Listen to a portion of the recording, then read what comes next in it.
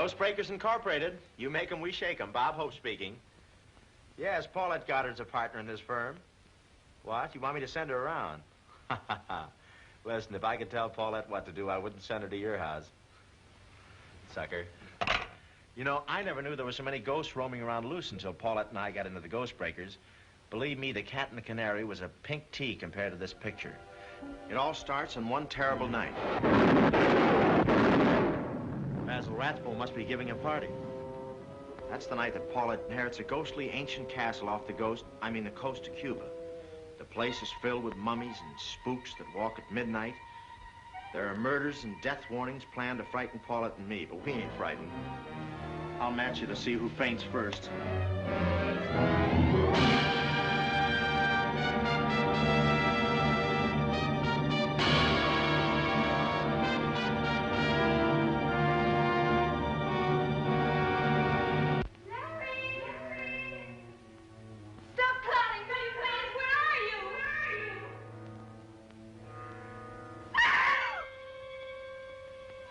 That sounds like Miss Carter's voice.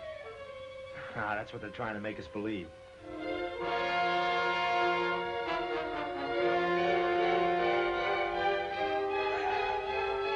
Where are you?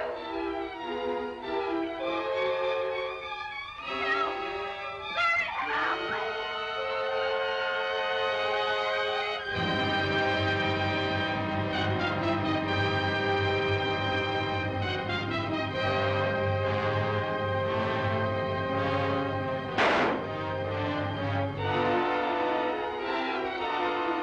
Exciting, isn't it? One reason Paulette and I are such good ghost breakers is that we don't believe in ghosts. Or do I?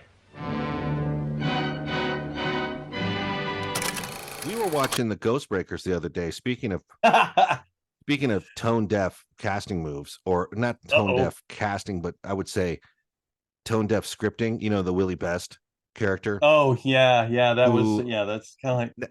This is a great concept for a movie. I'm surprised they haven't remade it. In fact, I'm sure some people have tried, but Willie Best is the sidekick, and there's clearly some bad taste jokes that were probably more geared towards their time. But Willie Best, one thing I will give Hope credit for is he lets, Willie, they're both kind of comic idiots in it, but Willie Best actually does more to move the plot forward and save Hope than Hope ever does for himself in the movie.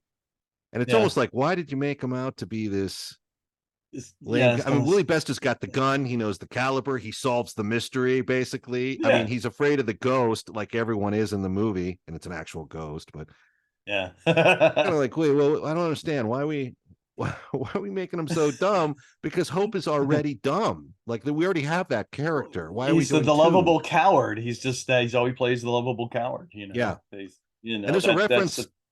There's a reference in that movie to Basil Rathbone. Do you know why that is? Yeah. Yeah, just a mention though, because everybody thought he was like another horror guy, even though at that time he was doing Sherlock Holmes. Yeah. And he's the definitive Holmes in my opinion, but I love the others, but my go-to is still Rathbone, Do you know that here's a fun fact for you. Did you know that Basil Rathbone and Claude Rains were in the same military unit during World War I? I had no idea. Yeah.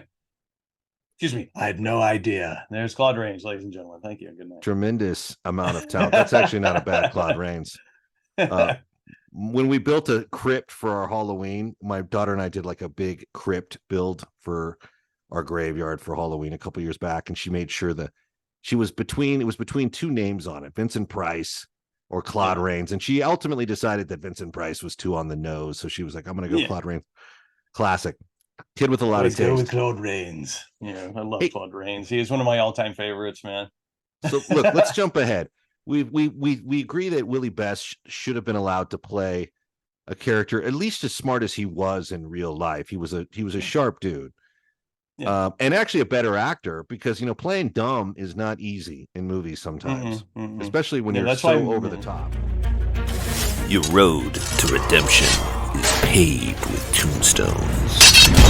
No quarter, kill all masters. Good and a Quarter, KillAllMasters.com. Rated R.